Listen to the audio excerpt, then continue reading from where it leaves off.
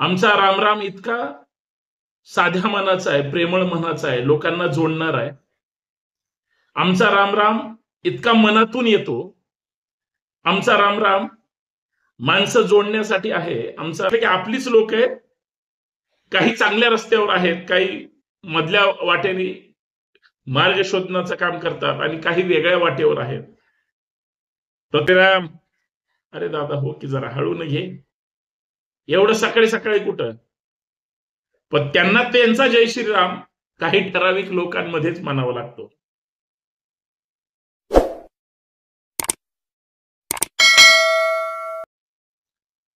कोणता राम स्वीकारू मी? तुमचा जातीयवादी जय श्रीराम स्वीकारू का आमच्या गाव खेड्यामधला राम राम स्वीकारू? आमचा रामराम इतका साध्या मनाचा आहे, प्रेमळ मनाचा आहे, लोकांना जोडणार आहे. आमचा रामराम इतका मनातून येतो. आमचा रामराम माणसं जोडण्यासाठी आहे. आमचा रामराम नाती जोडण्यासाठी आहे. आमचा रामराम ही जुनी नाती फार दिवसांनी भेटल्यानंतर मनातून जो जोडण्याचा शब्द आहे तो आमचा राम आहे. तुमचा जय श्रीराम मात्र कुठल्या तरी आंदोलनात, कुठल्या तरी मोर्चामध्ये कुठंतरी तोडफोड होत असते आणि कदाचित एखाद्या पक्षाच्या मंचावर का असेना आम्हाला तुमचा जय श्रीराम पाहायला मिळतो.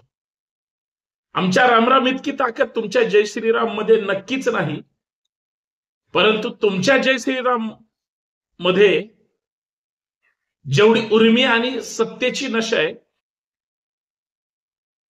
तेवढी नशा आमच्या रामराम मध्ये नक्कीच नाही. आमचा राम इतका प्रेमळ कसं काय आहे? तुमचा जय श्रीराम हे तुम्ही लादण्याचं काम करता. आमचा रामराम मात्र हा मनातून निघणार आहे.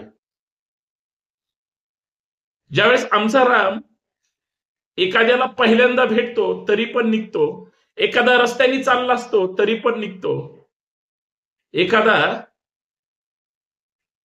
कुठं गावाच्या वेशीवर बसलेला असेल आणि त्याला अचानक अनोळखी माणूस दिसला, अंतकरणाच्या बेंबीच्या देठापासून प्रामाणिकपणे रामराम पावणं असा आमचा रामराम तुमच्या जय श्रीरामला कधीच कमी पडणार नाही. तुमचा जय श्रीराम कसा निघतो? एखादी सत्तांध, सत्ताधारी किंवा जातीवादी काही संख्येनं येतात, काही टोळीनं येतात, काही गर्दीनं येतात, त्यावेळेस कधी तुम्ही जय श्रीराम म्हणायला लावता, कधी तुम्ही जय श्रीराम सक्तीनं बोलायला लावता, कधी तुम्ही जय श्रीराम हे म्हणायच्या अगोदर तुम्ही घोषणा द्यायला लागता. तुमचा जय श्रीराम हा काही ठराविक लोकांसाठी आहे. आमचा रामराम हा लहानापासून ज्येष्ठांपर्यंत, पाहुण्यांपासून रावळ्यापर्यंत, अनोळखीपासून ओळखीपर्यंत आमचा रामराम निघतोच. आमचा रामराम हा पिढ्यानं पिढ्या चालत आलाय. तुमचा राम आहे का तसा? आमचा रामराम प्रत्येक माणूस बोलतो. तुमचा जय श्रीराम तुमचे ठराविक लोकच बोलतात. आमचा रामराम हा कुठल्याही पक्षाचा, कुठल्याही आयडिओलॉजीचा, कुठल्याही गाव खेड्यातला माणूस म्हणतोच. तो मनातून का म्हणतो याचा शोध तुम्हाला घ्यावा लागेल. पण तुमचा जय श्रीराम हा तुमचा काही ठराविक पक्ष, काही समूह, काही ठराविक व्यक्तीच घेतात. आमच्या रामरामची उंची इतकी मोठी आहे, इतकी मोठी आहे, इतकी मोठी आहे की तुमचा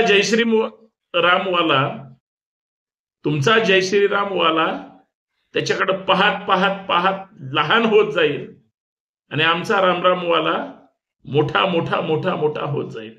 एवढा फरक आहे मित्रांनो. एका रामराम मध्ये आणि एका जय श्रीराम मध्ये. मग ह्या सगळ्यांचं करायचंय काय? काय ह्या दोन आयडियोलॉजी वाटतात, याच मुद्द्यावर आपल्याला चर्चा करायची. सर्वांना सप्रेम जय जाऊ, नमस्कार, जय शिवराय, राम राम. मी संतोष शिंदे.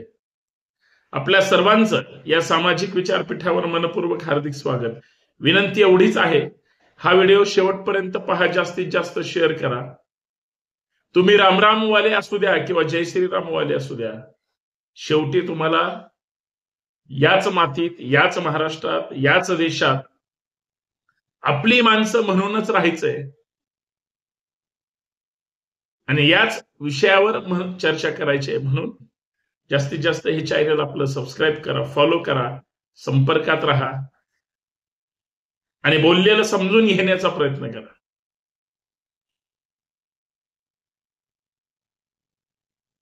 गावाला गेलेलो होतो, गावाकडची माणसं भेटत होती.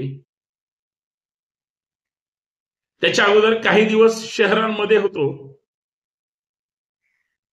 आणि गावाकडची माणसं शहरात कामानिमित्त आली होती. छोटीशी अडचण आली होती, भेटलो. साहजिक आहे, आपसुक मनातून जय जिजाऊ शब्द निघतो. ते सुद्धा जय जिजाऊ म्हणाले. राम राम पाहुणं, कसे आहात म्हणाले. मी म्हणलं राम राम, राम राम. कसे आहात तुम्ही, कसे आहात?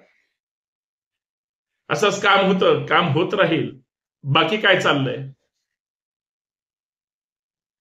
काय नाही, बाकीच्या इकडच्या तिकडच्या गोष्टी झाल्या. बोलता बोलता दुसऱ्या एका मित्राचा विषय काढला. ते म्हणे सध्या ते काय सत्ताधारी पक्षात आणि त्या लोकांमध्ये असतात, सध्या त्यांचं वेगळंच चाललंय. वेगळं असं काय चाललंय? काय वरून काहीतरी आदेश येतो आणि मग धर्माच्या नावावर, जातीच्या नावावर वेगळे वेगळे काय त्यांचे कारनामे सुरू असतात. म्हणलं चालायचंच. फक्त एवढंच सांगितलं की आपलीच लोक आहेत, काही चांगल्या रस्त्यावर आहेत, काही मधल्या वाटेने मार्ग शोधण्याचं काम करतात आणि काही वेगळ्या वाटेवर आहेत. प्रत्येकाला कुठल्या तरी शेवटच्या ठिकाणी यशाच्या शिखरावर पोहोचायचंय, फक्त वैचारिक गोंधळ झालेला आहे. आणि मग आमची बरीच चर्चा झाली. त्यांना ती सुद्धा माझी भूमिका आवडली. नंतर त्यांचं जे काम होतं, मग परत त्यांनी त्यांच्या गावातल्या एका वयस्कर माणसाला फोन केला. मला ते युट्यूबवर असेल किंवा वेगवेगळ्या माध्यमांवर कधीतरी पाहत होते. पहिला शब्द आणला, त्यांच्या तोंडातून आपोआप आला. कारण माझी तसा परिचय ह्या 15-20 वर्षात संवादच झाला नव्हता. कसा आहे संतोष, रामराम, काय करतोय सध्या? मी म्हणलं त्यांना माहितीये मी म्हणजे काय बोलणार आहे. त्याच्या अगोदर ते बोलून रिकामे झाले, माझ्यापेक्षा वयाने मोठे होते. त्यांचं जे छोटंसं काम होतं त्यांच्यासाठी मोठं होतं, परंतु ते काम केलं कारण मला सुद्धा त्यांना बोलण्याची इच्छा होती. काम झालं आणि मग मी नंतर ज्यावेळेस आता गेलो गावाला, प्रेमाने बोलणं, प्रेमाने वागवणं, प्रेमाने चर्चा करणं. आणि साहजिक असतं, चौकात बसणारी माणसं सकाळी सकाळी सकाळच्या प्रहरी कुणीही भेटला, कधी कधी तर ज्याचं जमत नाही, वाद असतात किंवा काही कुरबुरी असतात, तो सुद्धा जरी अचानक पुढे आला टाळून जात नाहीत. भले थेट तोंडाकडे जरी नाही बघितलं, असं साईडला बघून का असेना पण रामराम म्हणूनच पुढे जातात. किंवा त्याच्या शेजारी जर कोणी असेल तर जाणीवपूर्वक एकमेकांना रामराम म्हणल्याशिवाय जात नाही. मला काय म्हणायचंय तुमच्या लक्षात आलं ना? रामराम मधला जो स्नेह आहे, 7-7:30 वाजले असतील सकाळचे, काही शेताकडे जाणारी आणि काही शेतातून दूध असेल किंवा काहीतरी घेऊन येणारी मंडळी असते. एका हातामध्ये कितीही ओझं असू द्या, दुसरा हात रिकामा असू द्या, पण तो हात आणि ओझा हात असणारा हात, दोन्ही हात घेऊन रामराम म्हणल्याशिवाय तो माणूस एकमेकाला क्रॉस होत नाहीत. आणि थोड्या वेळाने जर जय श्रीराम वाला म्हणणारा आला तर त्याची कशी असते, एकदम जय श्रीराम, अरे दादा हो की जरा हळू न घे, एवढं सकाळी सकाळी कुठं? पण त्यांना त्यांचा जय श्रीराम काही ठराविक लोकांमध्येच म्हणावा लागतो. रामरामला तसं बंधन आहे का? एखादा बिचारा जिवंत आयुष्यभर असला आणि शेवटी गेला तरी राम नाम सत्य हे म्हणूनच तो जातो. रामावर का श्रद्धा आहे लोकांची, का प्रेम आहे? तर ते पिढ्यानं पिढ्या जे जुळत आलेलं आहे, त्यांना काहीतरी कुणीतरी सांगितलंय. एक असा राजा होता जो आपल्या वडिलांचा आदेश, त्यांच्यावर असणारं प्रेम, श्रद्धा, भावांशी न वाद घालता, न भांडत बसता, स्वतःच बाजूला एक पाऊल मागे सरकून 14 वर्ष बाहेर राहणं, दिलेला शब्द पाळणं.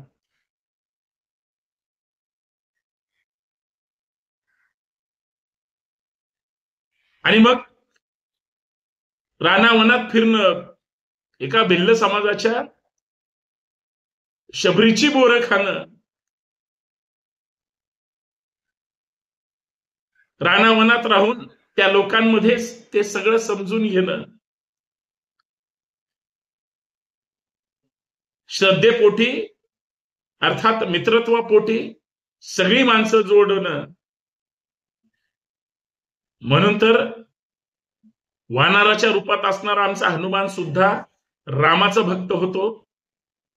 त्याचं एकच कदाचित निष्कर्ष असू शकतो की सगळ्यांशी असणारा संवाद, निष्ठा, प्रेम, करुणा, माया ही सगळी त्या विचारांशी निगडीत आहे.